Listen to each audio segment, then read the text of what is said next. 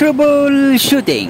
Sa pagto-troubleshoot ng motor mga katrupa, medyo mahirap siya lalo kung ikaw ay baguhan ka. Pero manood ka lang para mayalam ka kung paano gawin ang ganitong sira ng motor. Kung mapapansin mo mga katrupa, mayroon pa siyang kulay green na ilaw mga katrupa. Pero pag ginalaw daw ang monobila nito, iliko kaliwa kanan ay namamatay na daw yung ilaw. Ngayon ang gagawin mo lang mga katrupa, kapain mo lang yung bandang wire sa ilalim. At kapag namatay yung ilaw, dun ka mag-focus ng sira ng motor na to.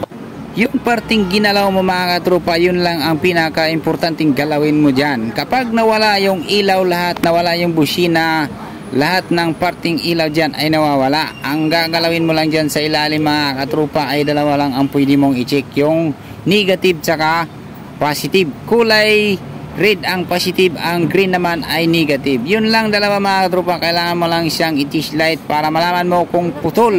Madalas yan, sigurado ako putol yan mga katropa. Kailangan mo lang siyang gamitan ng test light para matris mo kung ano ang bumigay dyan. Ngayon gamitan mo lang siya ng test light, i-body clamp mo lang siya para positive ang unahin mo pag tris.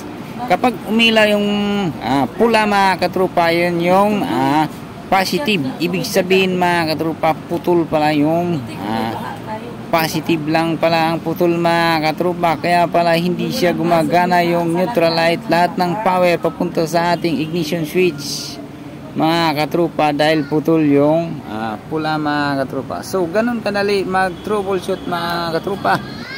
So yun lang mga katropa. Maraming salamat sa mga nanood na video na to. At kung meron kayong nagustuhan sa video na to, huwag mong kalimutan i-like at i-share para makatulong din sa mga baguhang nag-DIY.